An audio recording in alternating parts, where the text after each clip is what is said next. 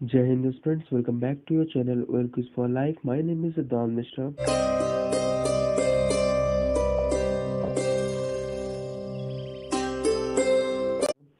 As friends, in this video I am going to share you the strategy to clear your FCAT examination in the next 15 days.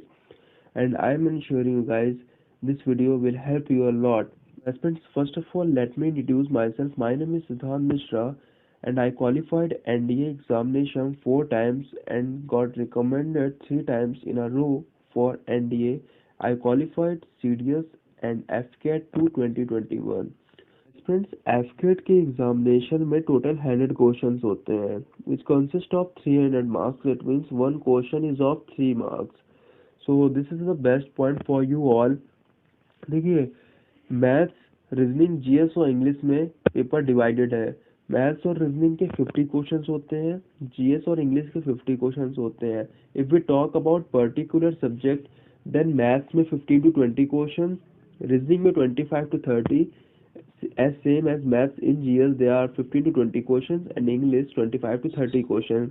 देखिए, positive way में बात करें तो हर बंदे का कुछ प्रॉस और कुछ कॉन्स होते हैं. इट मींस 4 सब्जेक्ट्स में 1 to 2 सब्जेक्ट्स होंगे जो आपके प्रॉस होंगे and you have to give your best in that 2 subjects. देखिए, प्रॉपरली अगर हम लोग बोले तो अगर हम लोग स्टार्टिंग अगर मैथ्स से करें तो एस्पिरेंट्स अगर मैथ्स की बात करें तो मैं मैथ्स में आपको 4 to 5 टॉपिक्स बताऊंगा which helps you a lot to clear your एफकेट एग्जामिनेशन. देखिए, बिल्कुल इजीएस्ट वे में बात करेंगे, इजी टॉपिक्स में बात करेंगे. एस्पिरेंट्स, मैथ्स में आपका अगर सबसे पहले चैप्टर की मैं बात करूं तो वो होगा आपका एवरेज, जिसमें आपके 1 to 2 क्वेश्चंस तो आने ही आने हैं. उसके बाद प्रॉफिट लॉस, 1 से 2 क्वेश्चन आने ही आने हैं. एचसीएफ एलसीएम के 2 हो जाते हैं, कभी कभी ज़्यादा भी हो जाते हैं, तो आपको एचसीएफ एंड एलसीएम कंप्लीट करना है.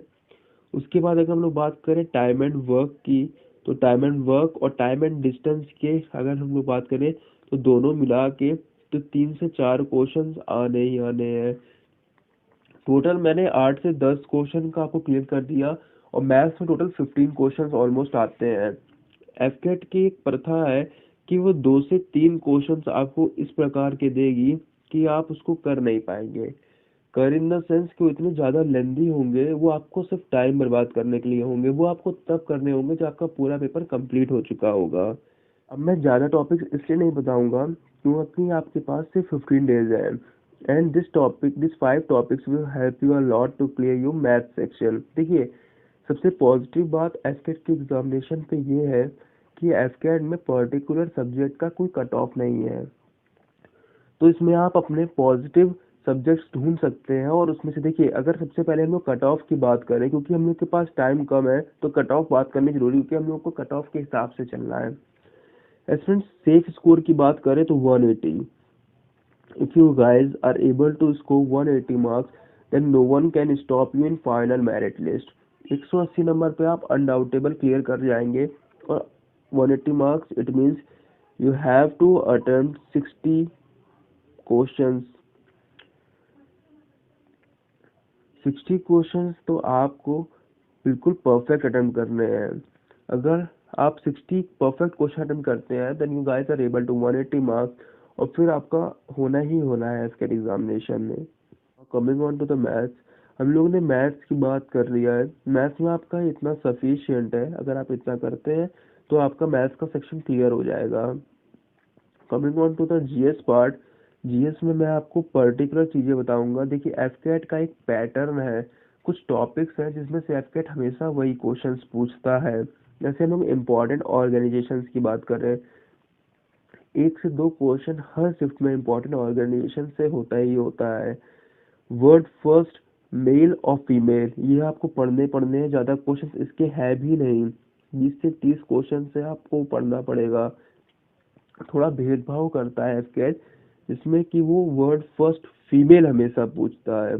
तो आपको फीमेल तो पढ़ के जानी ही जानी है और फीमेल ही पूछेगा वो, और मेल लेकिन आप करके जाइएगा, ठीक है. फीफा, फीफा उसका पसंदीदा टॉपिक है. फीफा से प्लेन टू पैरामाउंट आपको 4 से 5 पन्ने में एक फीफा के नोट्स बनाने हैं. इसमें आपको प्रिंट टू पैरामाउंट हर चीज़ पता होनी चाहिए। फीफा नेक्स्ट कहाँ पे ऑर्गेनाइज होगा, अभी कहाँ हुआ था, और लास्ट वाला भी कहाँ हुआ था, आपको तीन तो पता ही होने चाहिए। Now coming on to the ICC man T20। ICC man और फीमेल से वो क्वेश्चन पूछेगा ही पूछेगा। कुछ स्पोर्ट्स के टर्म हो गए फ्रेंड्स, जैसे कि पिच। पिच किससे एसोसिएटेड है, क्रिकेट से। हमारे जैक किससे एसोसिएटेड है, हार्ड किससे एसोसिएटेड है, तो ये हम लोग के बिलियर्ड से एसोसिएटेड है। ऐसे ही एक क्वेश्चन किसी भी शिफ्ट में हो, जो रिपीटर्स हैं उनको पता है कि ऐसा पूछता ही पूछता है। थोड़ा और आगे जाएं, important books and their authors सबसे ज़्यादा ज़रूरी है। इसमें से एक क्वेश्चन आएगा, आपको पता है, अच्छा बताइए, बैलन डियर अवार्ड, किसको किसको पता है बैलन डियर अवार्ड के बारे में? देखिए मैं इसका आंसर नहीं दूंगा, इसका आंसर मैं चाहूंगा कि आप कमेंट सेक्शन में लिख दें। अगर आपको पता है बहुत अच्छी बात है, क्योंकि एक शिफ्ट में बैलन डियर अवार्ड का क्वेश्चन पूछा जाएगा। समझ लीजिए वो शिफ्ट मैंने ही बनाई है, क्योंकि मैं 100% श्योर हूँ कि बैलन डियर अवार्ड से क्वेश्चन पूछा जाएगा। तो आपको ये पता होना चाहिए, शायद आपकी शिफ्ट में वो आ जाए। ये 5 से 6 चीज़ें मैंने बताई हैं, ज़्यादा लंबा नहीं लेके जाऊंगा क्योंकि टाइम है कम, और जीएस बहुत वास्ट है।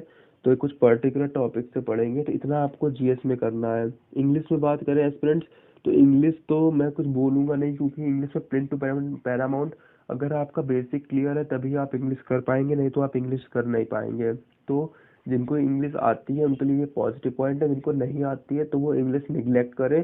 थोड़ा सा अगर कोशिश कर पाए हो जाए तो ठीक है, नहीं तो अब उनमें दिमाग नहीं लगाए।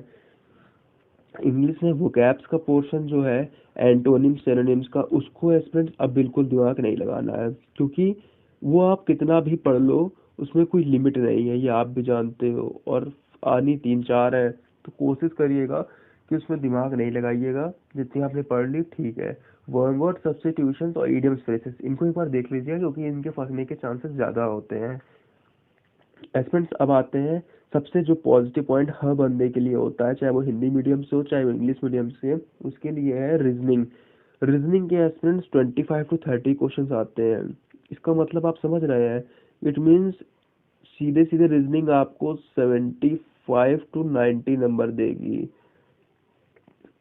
सबसे ज़्यादा ज़रूरी और सबसे ज़्यादा इजी, सिर्फ थोड़ी सी लेंथी।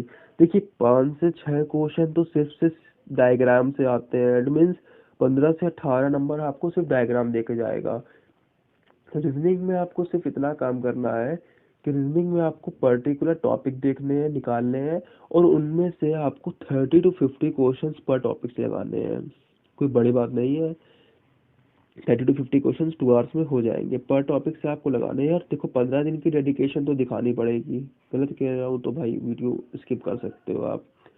30 to 50 क्वेश्चन पर टॉपिक से आपको कवर करने हैं, which will help you a lot, and undoubtably you will able to attempt 20 to 25 question in next 15 days. आराम से आप कर लोगे। देखिए ये थी हमारी स्ट्रेटजी, इससे ज़्यादा कुछ नहीं करना, भड़बड़ाना नहीं है, टाइम क्योंकि कम है। सो अगर आप इतना कर लेते हो तो आई एम इंश्योरिंग यू कि जब आप पेपर दे के आओगे आप डेफिनेटली कमेंट करना कि सर आपकी वीडियो मुझको हेल्प करी है। और ये मेरी भी स्ट्रेटजी रही थी, क्योंकि मैंने प्रॉपर एफकेट की प्रिपरेशन कभी नहीं की थी। Friends do like and subscribe the channel. जय हिंद, मिलते हैं नेक्स्ट वीडियो में।